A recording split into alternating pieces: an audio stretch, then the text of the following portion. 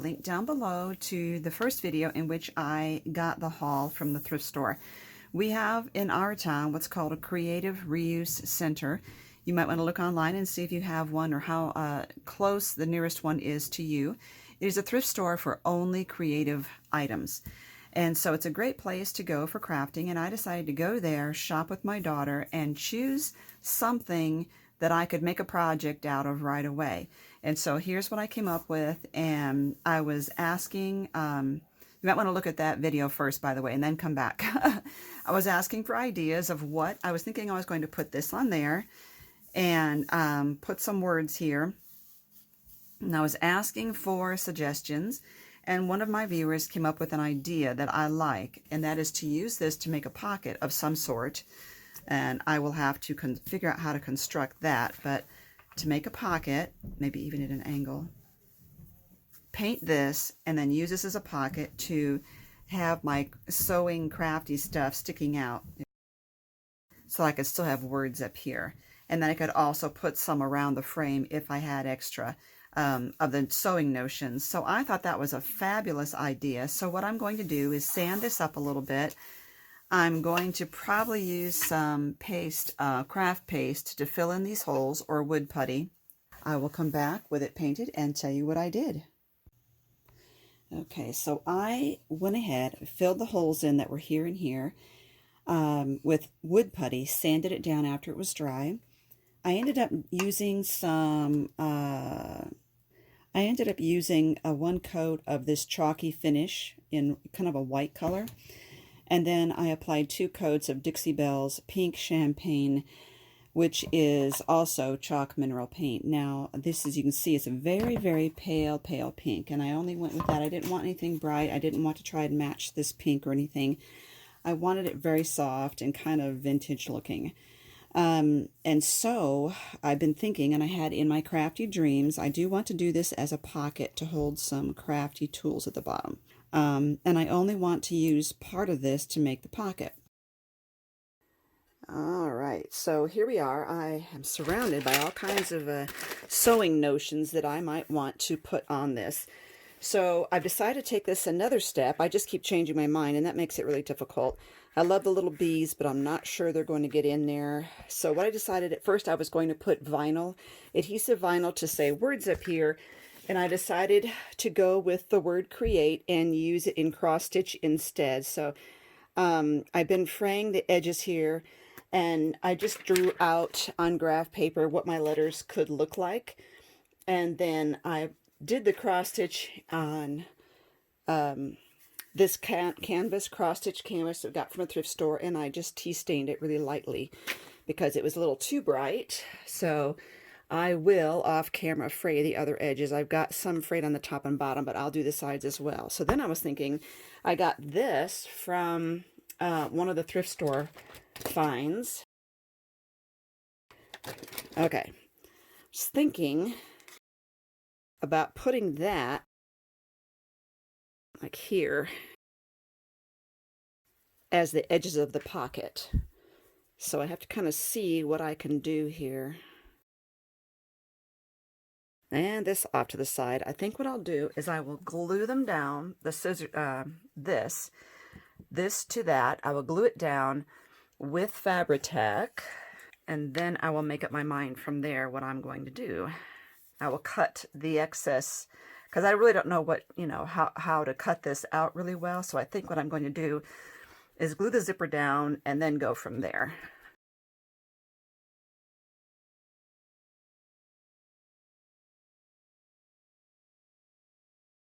I will cut out the doily and cut off the excess zipper.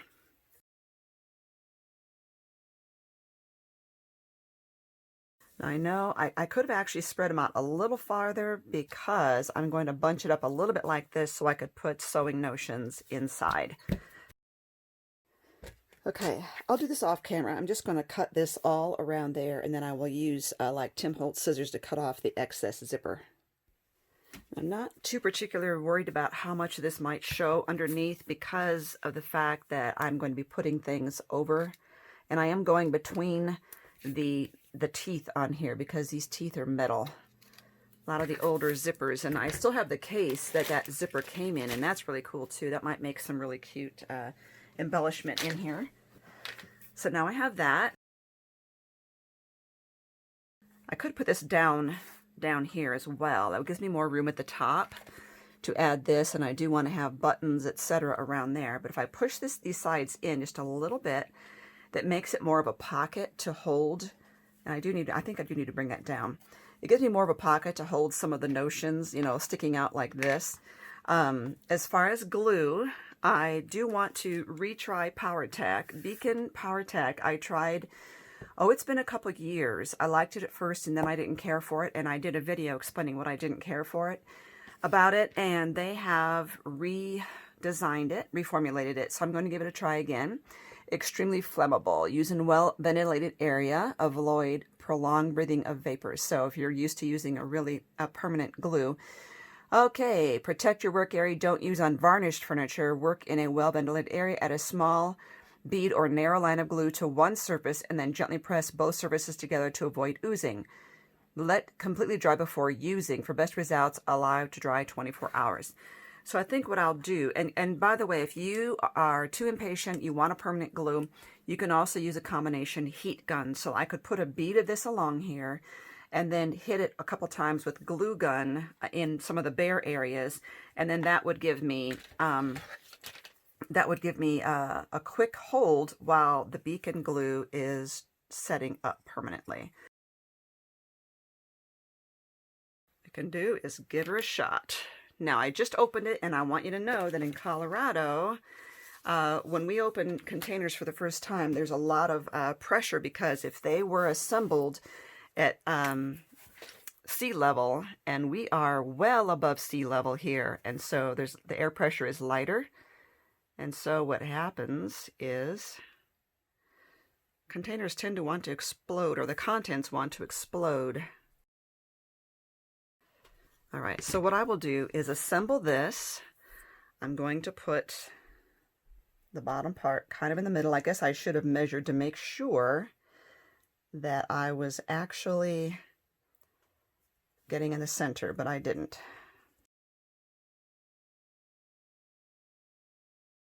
I want to let this set 24 hours, and then I am going to come back. I didn't do the hot glue thing that I could do. This looks like it's holding. I'm happy at how well this is sticking already, and I'm not worried about it popping up when I walk away. Some of these glues, you know, they could pop up when you walk away.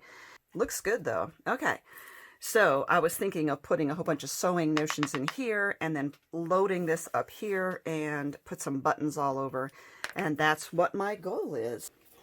Okay, so that's been setting up, and I'm really pleased with that. You can see how strong that is. But I decided that I might want to add a little bit of distressing. So let me look at this. Just a couple things here.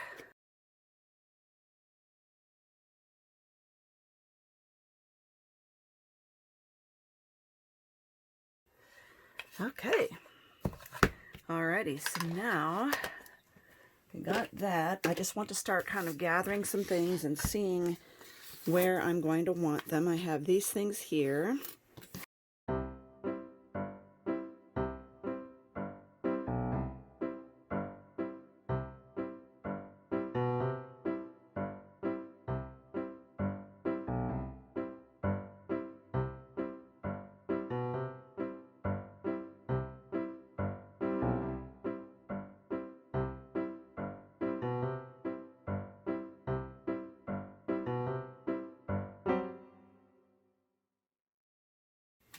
I'm just going to start attaching items in here.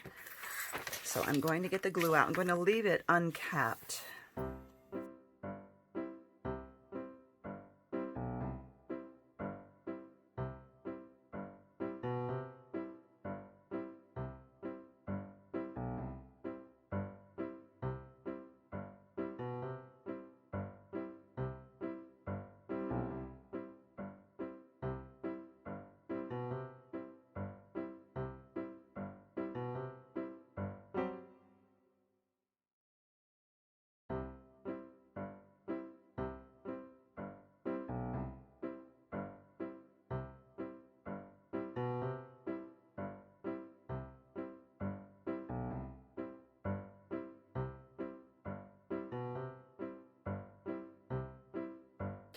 So that's what I have so far. This is not glue down, and we will come back in a bit.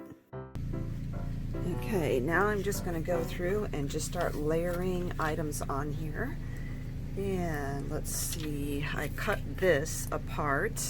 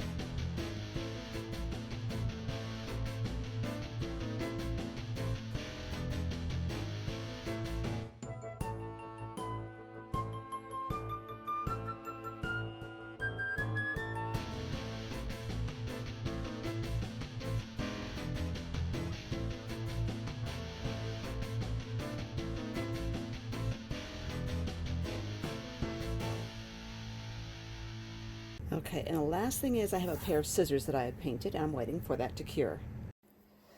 Okay, so this is the little pair of scissors I had painted. They were orange, and I just turned them over, covered the blades, and then I spray painted them with black shiny Krylon.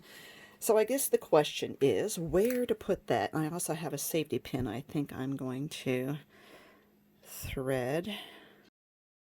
I tell you what, as working on this project, I was so tempted to pull in some really cute scrapbooking papers. They make some really cute, like sewing themed papers, but I really wanted to keep this just vintage, real vintage products. So